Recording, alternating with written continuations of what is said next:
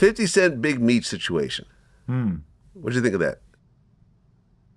Well, again, I was just talking to Moe Gangat of Lawyers for Workers, and he was going crazy telling me that it's total bullshit. That Big Meech did not snitch, that there's no good information to suggest that he did, and that this is all manufactured. You're not going for it. Well, I mean, look, I had 1090 Jake on my show the other day. It's running right now.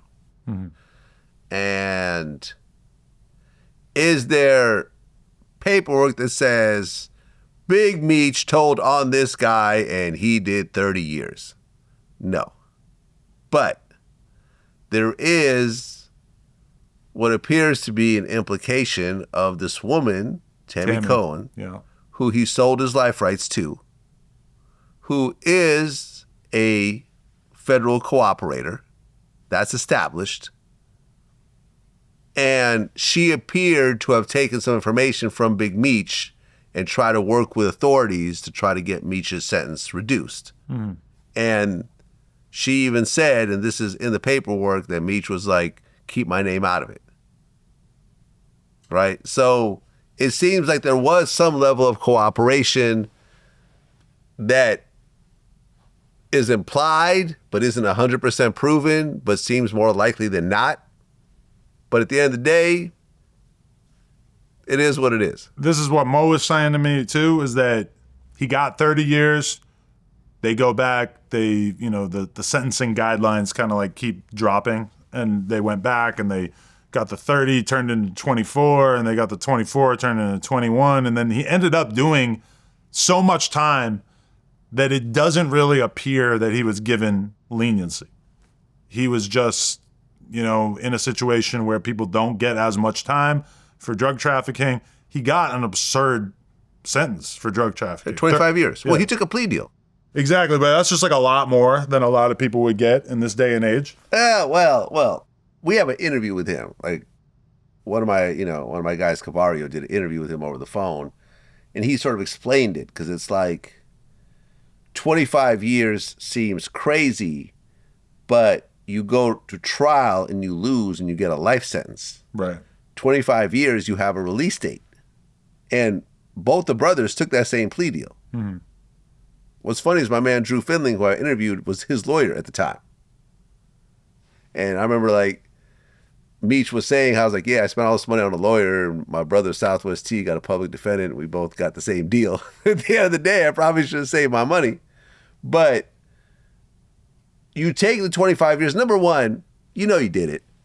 All right, let's just take a step back. It's not like Big Meech was this successful legal businessman and a car dealer, and for some reason the feds are just thinking he's a drug dealer, and it's just not true. He's never even done weed. He's this totally square legal guy, and they're trying to say he's a drug kingpin. Of course you would fight that. But it's like, all right, man, I've been doing this shit. I've had billboards in Atlanta that says the world is BMFs. There's a whole drug operation. Everyone's cooperating. I've interviewed, Sosa and, J-Bo and all these other guys. I know Blue Da Vinci. Like, it was no secret. I remember even when I was hanging out with these guys in 2004, I'm looking around going these are all drug dealers. Right. And I'm realizing this right now as a regular, kid who grew up in the suburbs. You think the feds don't know they're drug dealers? You think I'm the only one that's figured this out? Right? So you did it, and you have a chance to get a release date. It comes with 25 years, but look, both the brothers are out now. Right. It kind of worked out. If they had gone to trial and gotten life, they would still be in there. So it's not that crazy.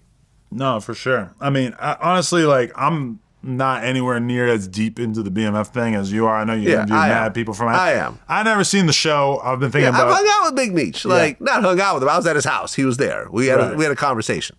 Yeah, I mean, I'm not super deep into it, but I do think that it feels to me like people kind of rushed to judgment. Like it was, people wanted him to be a snitch more than it really mattered if he actually was. I'm still kind of on the fence about it. That being said, 50, he in a way, I kind of envy the way he beefs with people, where he'll just take it to your dying breath, and even afterwards, in the case of Herb Gotti. Yeah.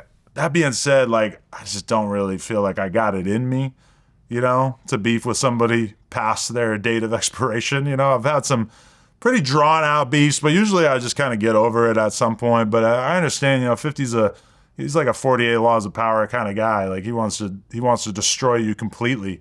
Yeah. And he actually wrote a book with the author of 48 Laws of Power. Yeah, but I have it. Right. I was actually I there never read that. I want to read at that. the book signing where he signed the book and everything. Yeah. Really?